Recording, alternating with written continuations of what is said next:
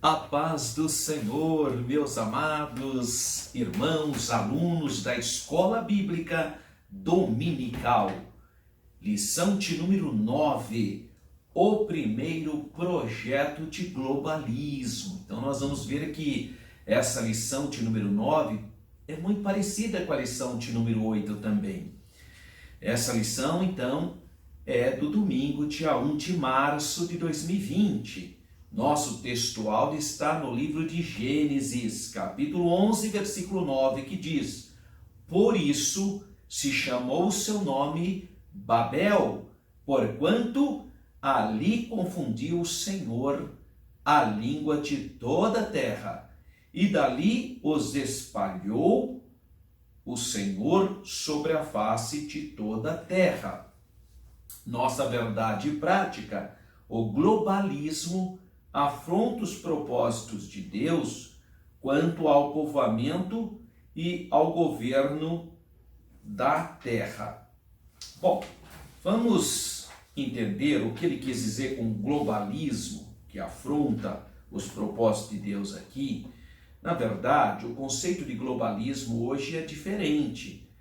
Quando a gente fala que, na verdade, apesar das pessoas morarem nos mais distantes locais, hoje a Terra virou uma aldeia global por causa das comunicações. Inclusive, hoje não temos mais dificuldades em relação ao problema linguístico, porque tudo é traduzido muito rapidamente. Então, quando se fala de globalismo, o conceito de globalismo que nós temos é de que as atividades estão sendo atingidas no mundo inteiro. Agora, quando ele vai dizer que o globalismo afronta os propósitos de Deus, é a perspectiva de querer uma unidade monolítica no início da civilização. Então você não pode deixar de considerar a lição de número 8, que foi falado sobre o início da civilização. Porque se você desconsiderar esse contexto, aí vai ficar estranho, né? Você achar que o globalismo afronta os propósitos de Deus. Olha, o globalismo que nós conhecemos é essa capacidade das informações chegarem rapidamente no mundo inteiro. Aí ficaria uma coisa meio esquisita, porque nesse sentido, o próprio Evangelho faz esse papel também. Então, você não pode deixar de considerar o contexto. Tá? Então, nós estamos no contexto de Gênesis 11. Não é o globalismo da atualidade, senão realmente fica uma coisa meio complicada. Vamos pensar um pouquinho então em Gênesis capítulo 11, versículo 9, que é o versículo do nosso textuário. O nosso textuário, na verdade, ele está entre os versículos 1 a 9. Quando aparece a descrição da humanidade como uma só língua e o motivo da confusão das línguas. Então, e o Senhor disse: Eis que o povo é um e todos têm uma mesma língua, e isto é o que começam a fazer. Então, o povo era de uma mesma língua e estavam tomando uma atitude de rebeldia à ordem divina. O Senhor tinha dito para eles: multiplicai e povoai a terra, e a rebeldia era o contrário, era se unificar no sistema monolítico e não se dispersar pela terra, enquanto que o Senhor tinha ordenado para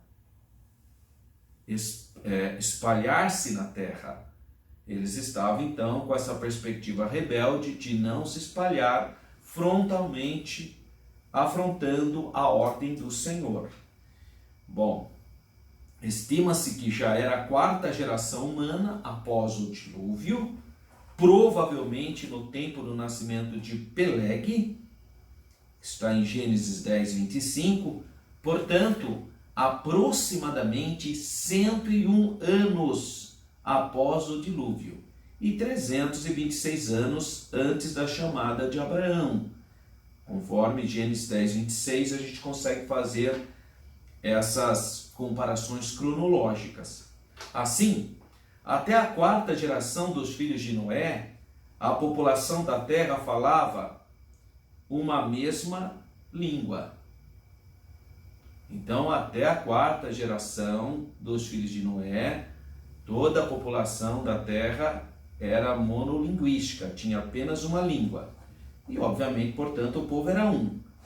A unidade humana e o desejo de concentrar-se num único eixo referencial foi a causa, então, da intervenção divina na história humana.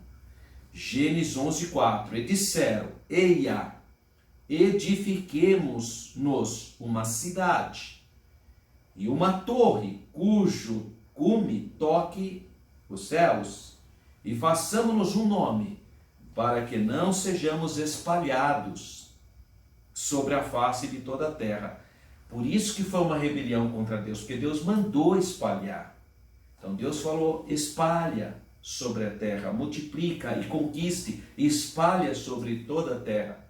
Eles então, em rebeldia a Deus, eles querem construir um ponto referencial para que não haja a obediência à ordem divina. O Senhor não queria alguma gigantesca cidade que crescesse e sem parar, né? Cheias de crimes, de ambição, etc. Né? Deus disse aqui em Gênesis 9, 1:7, olha, abençoou Deus a Noé e a seus filhos e disse: frutificai e multiplicai-vos e enchei a terra. Mas vós frutificai e multiplicai-vos, povoai abundantemente a terra e multiplicai-vos nela. Mas a gente percebe então que os homens resolveram rebelar-se contra a ordem do Criador. A unidade da humanidade teria de terminar, porque eles tinham se rebelado contra Deus. Então em Gênesis 11:6 diz: agora não haverá restrição para tudo o que eles intentarem fazer. Isso é importante você entender, porque o nosso Deus é um Deus que interfere na história da humanidade. O que o homem não quis fazer por motivo de obediência a Deus, conforme a ordem do Senhor, ele teve que fazer por meio dessa interferência divina. O poder de Deus ocorria de novo, descia de novo. Gênesis 11:5. Deus agiu a fim de frustrar a rebelião daqueles homens. Não basta que sejamos sinceros quanto àquilo que entendemos ser o correto. Nós temos que ser obedientes à voz celestial. Então tem muita gente que é sincera, mas em uma proposta equivocada. E a proposta errada ou equivocada não tornará certa pelo fato de você ser sincero em relação a ela. Então, é errado promover uma causa que labora contra a vontade do Senhor. Nesse caso, Deus queria repovoar a terra toda, conforme Gênesis capítulo 9, versículo de número 1.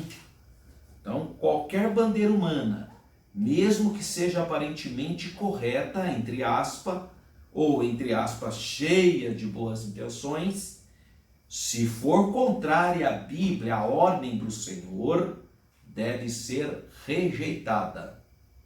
Então é importante frisar que muitas questões não contradizem a palavra de Deus, mas contradizem o pensamento vigente ou imposto pela religião.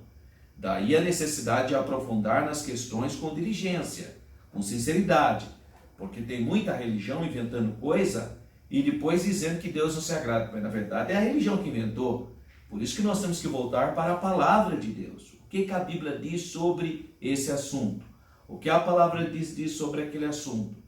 Porque tem muita tradição humana travestida de religiosidade, e aí as pessoas não fazem aquilo pensando que está agradando a Deus. Não tem nada a ver com Deus. Isso é a opinião da religião. Infelizmente a religião é um instrumento de manipulação também. Nós sabemos disso. Por isso que os líderes, você, professor da escola dominical, nós temos que ter temor de Deus para jamais utilizar a religião como meio de manipulação, né? Mas temos temor de Deus e trabalharmos sempre à luz da divina palavra. Então, a palavra de Deus. Então, tem muitas coisas que são proibidas pela religião, mas não é a Bíblia que proíbe. São religiões dos homens, né? Ideologias e outras coisas mais. E o Senhor, então, ao intervir nessa questão, ao frustrar essa rebelião humana contra a sua ordem, essa mudança, esse trabalho divino, dando uma nova linguagem para as pessoas, foi dado o nome então de Babel. Essa palavra é de origem babilônica e significa portão de Deus. De acordo com a etimologia popular, devido à similaridade de sons, no hebraico surgiu o sentido de confundir. A palavra também pode significar misturar. No capítulo 11 de Gênesis, expõe a história de Babel, concluindo todos os relatos pré-abraâmicos, ou seja, antes do pai Abraão, além de encerrar a série de narrativas de origens. A história de Babel leva o leitor diretamente para a narrativa de Abraão e a consequente a formação do povo de Deus. Então a história de Babel tem como um dos seus intuitos apresentar o ambiente pagão politeísta da quarta geração dos filhos de Noé, e aí a chamada de Abraão em Gênesis 11. Mostra que a confusão do idioma, quando Deus decidiu confundir as línguas da humanidade, ocorreu então na quarta geração pós-dilúvio. Bom, o propósito por trás do relato de Gênesis 11 está paralelamente ligado ao propósito narrativa de Adão e Eva em Gênesis 3, mostrar a busca pela própria autonomia e usurpar a glória de Deus. Então essas pessoas rebeldes, elas têm ideias e acham que é uma grande ideia, mas na verdade elas estão se rebelando contra Deus. Esse tem sido o problema da humanidade.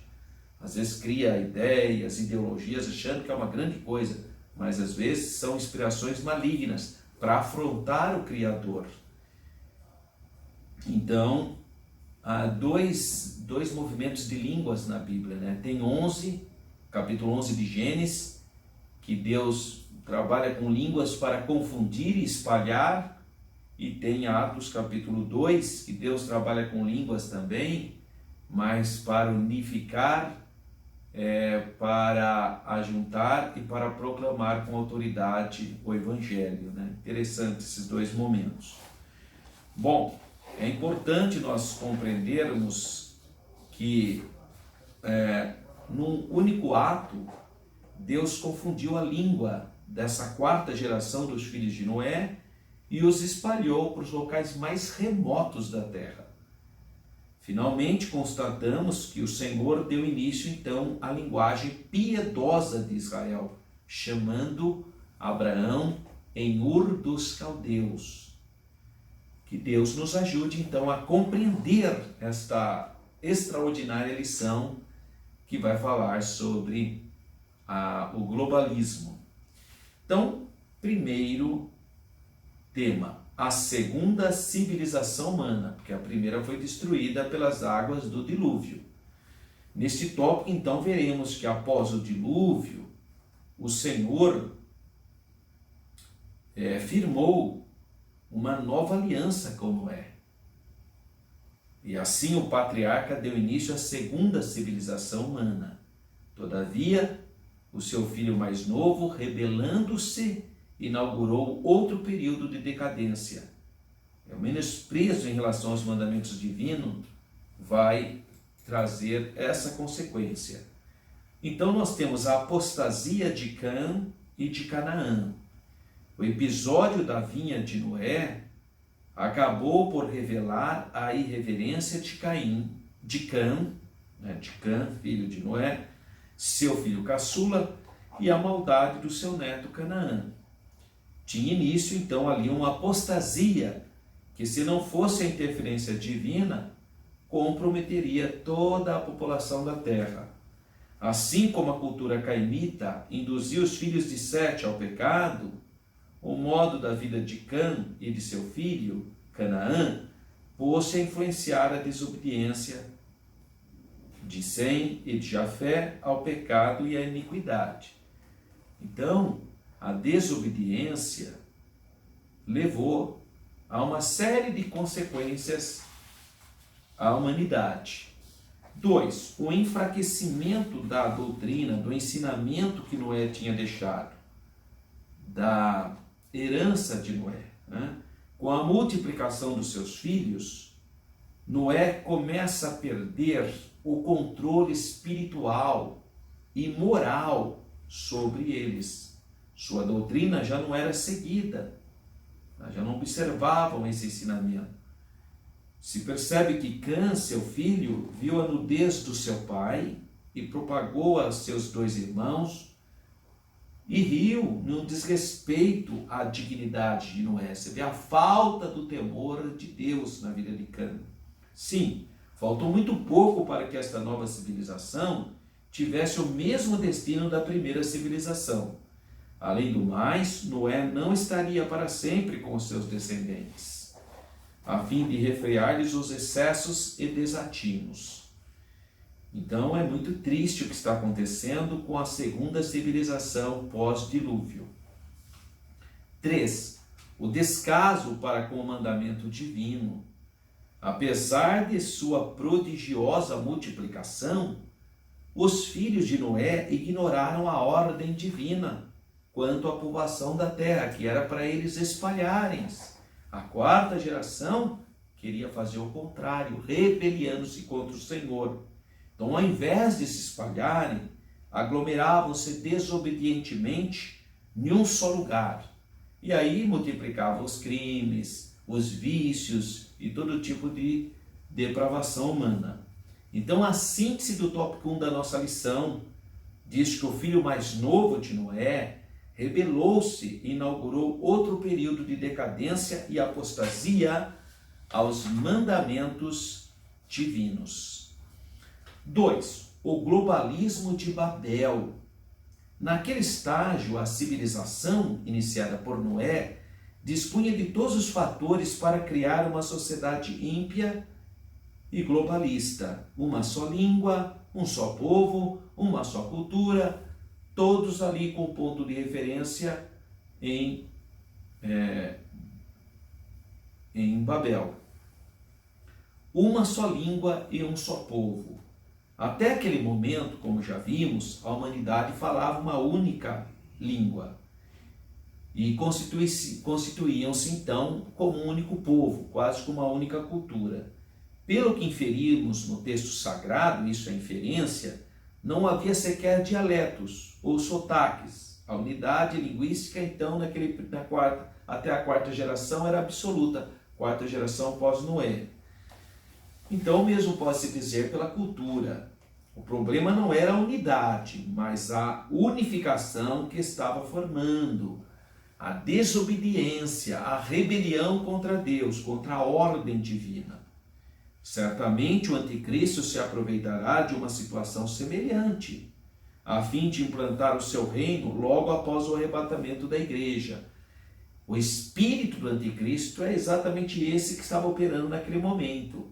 É rebelar-se contra Deus, transformando a terra em um único bloco monolítico, em uma só cultura, em uma só política, em uma só religião. Esse espírito do anticristo que tem sido um problema. A questão do monolinguismo. Naquele tempo, a humanidade ainda era monolíngue, ou seja, tinha uma única língua. Todos falavam uma só língua. Isso é o que diz Gênesis capítulo 11, versículo 1. Como surgiram então os idiomas falados na Terra? Artigo publicado em abril na revista Science sugere que eles têm uma origem comum e anterior ao que se acreditava. Os estudos confirmam a crença dos antigos. Segundo o linguista Sidamar Teodoro Paes, da Universidade de São Paulo, da USP, a comparação entre várias línguas do planeta tanto as ainda faladas quanto as já desaparecidas, línguas mortas, revela efetivamente algumas características comuns, similares, que apontam para a possível existência de uma primeira língua, a chamada mãe de todas as línguas. Nesse ponto, a linguística parece se afinar com a descrição bíblica de Gênesis 11 e com muitas mitologias que descrevem a dispersão das línguas pelo mundo. Os 3.000 idiomas falados atualmente podem então ter a mesma origem.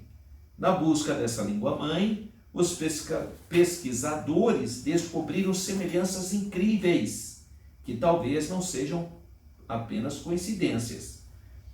Esse artigo foi publicado no site ceticismo.net/ciência tecnologia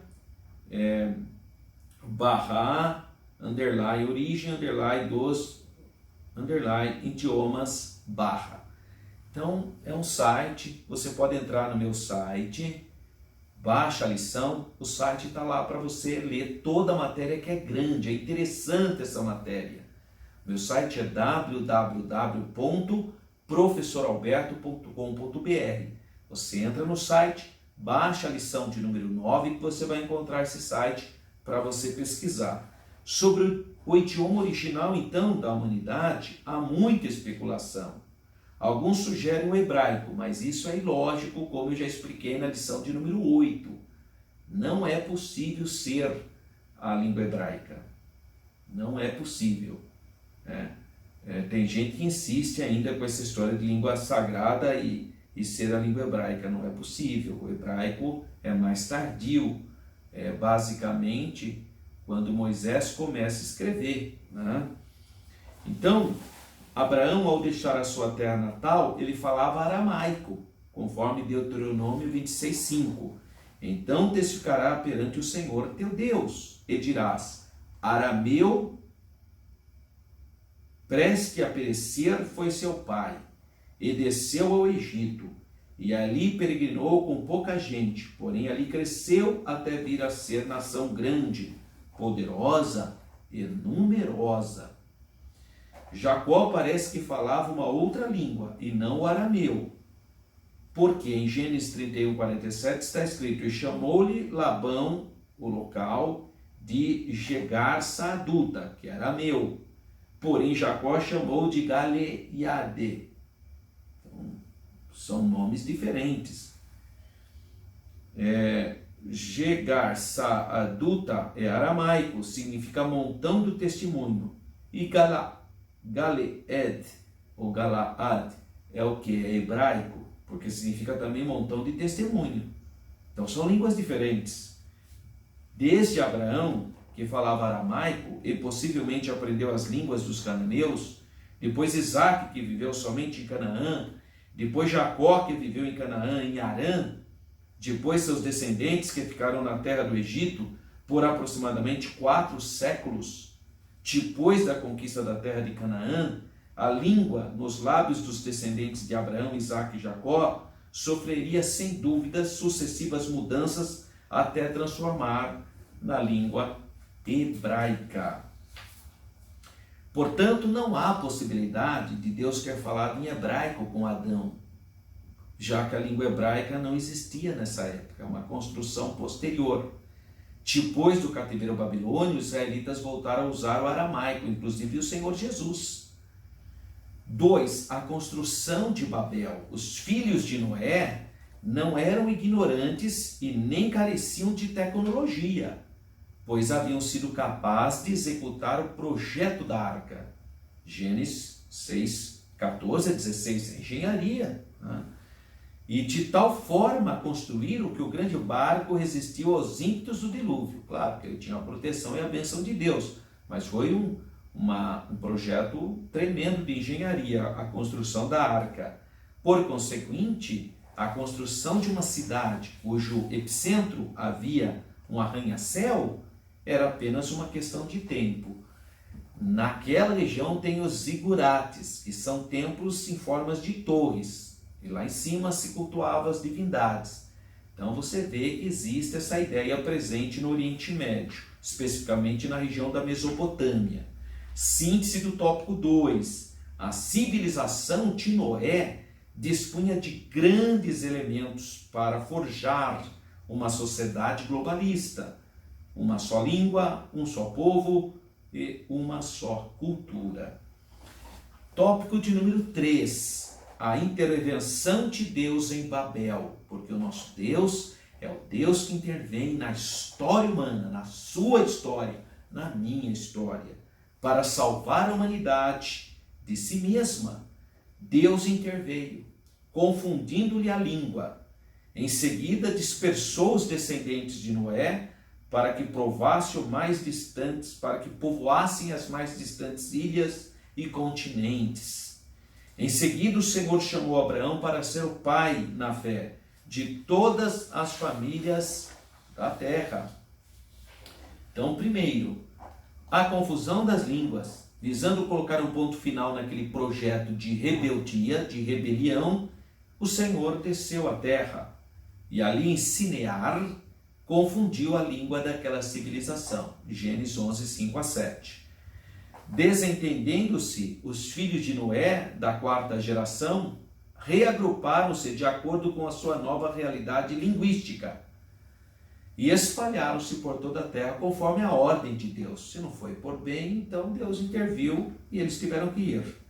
A rebelião daqueles homens fora realmente grande, mas como Deus havia prometido não mais destruir a humanidade, Gênesis 9:11, ele decide espalhá-la para que os homens, separados uns dos outros, tivessem mais oportunidade de sobreviver em uma terra contaminada pelo pecado, pela apostasia.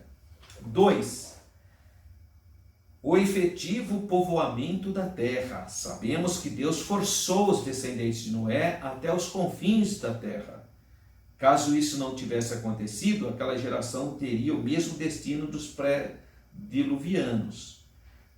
Assim como aquela geração chegou aos confins, aos locais mais distantes da face da terra, o Senhor Jesus ordena-nos a levar o Evangelho até que todos os povos, línguas e nações ouçam as boas novas de salvação. Mateus capítulo 28, versículos 18 a 20. Quando isso acontecer, a Bíblia diz, então virá o fim. Mateus 24, 14. E 3. A eleição de Shem, de Sem. A história de Abraão começa logo após a dispersão de Babel, capítulo 11, versículos 26 a 30. Com a eleição, a chamada de Sem, delineia-se mais claramente o período messiânico, que haveria de culminar em Jesus Cristo, o Filho do Deus vivo, graças a Deus. Em sua infância, em sua infinita sabedoria, fez o Senhor duas coisas por ocasião da Torre de Babel. Primeiro, dispersou os descendentes de Noé. Em seguida, chamou Abraão para dar continuidade à linguagem messiânica, da qual seria Jesus, o Cristo, o verdadeiro Deus, o verdadeiro homem. Então, a síntese do tópico 3, Deus interveio, confundiu a língua e dispersou os descendentes de Noé. Considerações finais. A fim de preservar a sua obra, o Senhor Deus promulgou duas ordenanças quanto à criação. Em primeiro lugar, a povoação de toda a terra e, por último, a grande comissão através de Jesus Cristo, que nós podemos ler Mateus capítulo 28, versículo 18 a 20. É-me dado todo o poder no céu e na terra, portanto ide, ensinai todas as nações, batizando-as em nome do Pai, e do Filho e do Espírito Santo, ensinando-as a guardar todas as coisas que eu vos tenho mandado. E eis que estou convosco todos os dias até a consumação dos séculos. Contra esse tipo de globalismo presente em Gênesis 11, cuja missão é submeter o mundo aos caprichos de Satanás, só mesmo a obediência aos termos da grande comissão. Como eu disse, nós temos que fazer essa análise nessa perspectiva de contexto de Gênesis 11. porque hoje o termo globalismo está em uma outra perspectiva. Significa a tecnologia, né? O avanço da tecnologia para todos, né? Então é uma outra perspectiva. Evangelização e missões, já. Então, Maranata, ora vem, Senhor Jesus. Então eu desejo que você tenha uma lição abençoada. Não esqueça de dar o contexto da lição 8, que fala da primeira civilização, e da segunda, e o motivo da rebelião, que é a ideia de concentração humana contrária à ordem divina de espalhar. Não esquece de explicar também essa diferença de globalismos, porque senão vai ficar um pouco confusa a sua aula. Entre no nosso site, é www.professoralberto.com.br. E você que mora em Campinas, ou na região de Campinas, ou em alguma cidade, queira vir ter uma aula presencial comigo, eu, professor Alberto, estarei ministrando para os professores de escola bíblica dominical. E você é o meu convidado, todo sábado, das 16 às 17h30, na Assembleia de Deus de Campinas. Pastor presidente, pastor Paulo Freire da Costa. O nosso endereço é Rua Pastor Cícero Canuto de Lima, número 160, Parque Itália, Campinas, São Paulo. E eu quero uma vez mais convidar você, se você tem condições econômicas e se você deseja, venha conosco na 6ª Caravana para Israel. Só Israel, são 9 dias nós teremos esta viagem, e eu quero convidar você, é a 2ª quinzena de novembro. Nós temos um preço especial, é o pacote completo, exceto almoço, $3.290, podendo ser dividido em até 22 vezes. Então, entre em contato com a Renova Turismo. O telefone da Renova Turismo é 019 3241 2424. Então, Renova Turismo, 019 3241 2424 ou 019 98372 1193. 019 98372 1193. Vai ser uma alegria se você puder fazer parte da 6ª Caravana para Israel no grupo do professor Alberto. Vai ser muito bom. Que Deus continue abençoando a sua vida. Fique na paz do Senhor.